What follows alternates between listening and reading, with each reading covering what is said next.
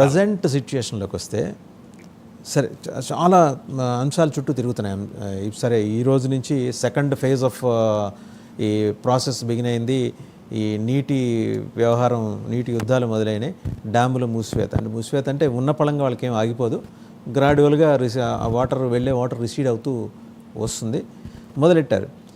ఈ హఫీజ్ సయ్యద్ ఏంటి, అసలు వాడి రోల్ ఏంటి, వాడి చుట్టూనే ఈ కథ అంతా నడుస్తుంది.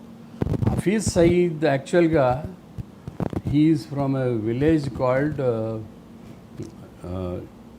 షరీఫాబాద్. షరీఫాబాద్ పక్కన చిన్న విలేజ్. ఆ విలేజ్ కూడా శ్రీనగర్ దగ్గరే ఉంది. శ్రీనగర్కి ఒక 20 కిలోమీటర్ల దూరంలో ఉంది. Almost with in the city limits.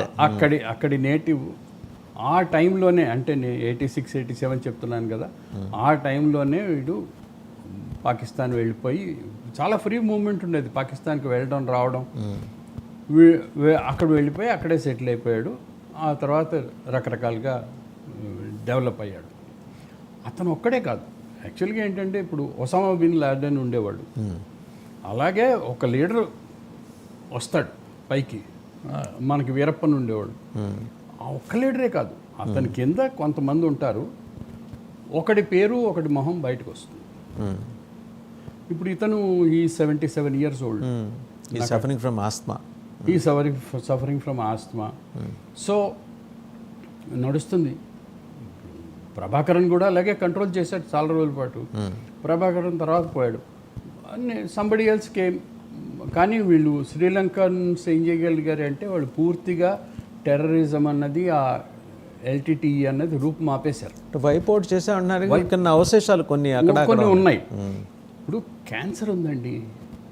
Cancer వస్తే ఆ క్యాన్సర్ ఉన్న పార్ట్ని మనం కట్ చేసి తీసేస్తాం. లోపలికి ఇంకెక్కడికి వెళ్ళిపోయిందో తెలియదు కదా. అది ఇంకెక్కడికి వెళ్ళిపోయిందో తెలియదు. అలాగే ఇప్పుడు అమెరికా టెర్రరిజంతో కొన్ని దశాబ్దాలుగా పోట్లాడుతోంది. పూర్తిగా రూపుమాపగలిగారా? లేదు. ఇజ్రాయెల్ హమాస్తో ఎన్ని సంవత్సరాలుగా ఫైట్ చేస్తున్నది, చేయలేకపోయారు. హమాస్ని తీసేయగలిగారా? లేదు. మనం నక్సలైట్స్తో ఎన్ని సంవత్సరాలుగా చేస్తున్నాం, మనం నక్సలైట్స్ని రూపుమాపగలిపోయాం? లేదు. ఏదో ఒక రోజు పెట్టుకుని ఈ రోజుతో ఈ నక్సలైట్ ప్రాబ్లం ఖతం అయిపోయింది ఈ రోజు లేదు ఎప్పుడూ అనుకోకూడదు. ఎక్స్పెక్ట్ కూడా చేయకూడదు. అలాగే ఈ టెర్రరిజం ప్రాబ్లం కూడా. సార్, నిన్న రాత్రి శ్రీలంకన్ ఎయిర్లైన్స్ ఒక ప్రెస్ రిలీజ్ ఇచ్చింది. చెన్నై నుంచి బయలుదేరి కొలంబో చేరుకున్న విమానంలో ఈ పహల్గాం కల్ప్రిట్స్, అక్యూజ్డ్ కాదు, కల్ప్రిట్స్కి సంబంధం ఉన్నవాడు ఒకడు వచ్చాడని వాళ్ళు చెక్ చేశారు. They have carried out examination in the air craft. తర్వాత ఒక రిలీజ్ ఇచ్చారు.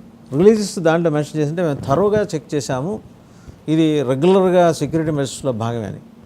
కానీ రిపోర్ట్స్ ఫ్రమ్ కొలంబో ఏం చెప్తున్నాయంటే, he was taken away by few Chinese people from out. అక్కడి నుంచి తీసుకెళ్ళారు. ఇప్పుడు ఒక టెర్రరిస్ట్ యాక్ట్ జరిగిన తర్వాత India is a very very porous country. Porous country అంటే మనం టెర్రరిస్ట్ యాక్ట్ ఇక్కడ చేసి రాణిగంజ్లో బస్సు పట్టుకుంటే మనం ఎక్కడికైనా వెళ్ళచ్చు. అవును. అలా ఎవరిని ఆపరు. డెమోక్రసీ ఎట్ బెస్ట్ అనమాట. ఎవరిని ఆపరు. ఇప్పుడు శ్రీనగర్ నుంచి ఈ రోజున చెన్నై వెళ్ళాలంటే మ్యాక్సిమం 4 hours ఫ్లైట్లో వెళ్ళిపోవచ్చు. మీకు అంతదాకా ఎందుకు? భోపాల్ గ్యాస్ ట్రాజడీ జరిగింది.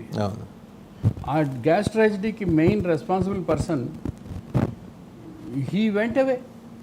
వాడు భోపాల్ నుంచి విమానం పట్టుకున్నాడు, ఢిల్లీ దాకా ట్యాక్సీలో వెళ్ళాడు. ఢిల్లీ నుంచి he flew out. Nobody stopped him.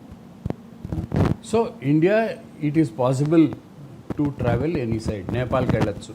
ఈ కనెక్షన్స్ని మీరు వెయిట్ తోటి ఎస్టాబ్లిష్ చేస్తారు సార్? అంటే ఇదంతా కూడా చూడవలసింది.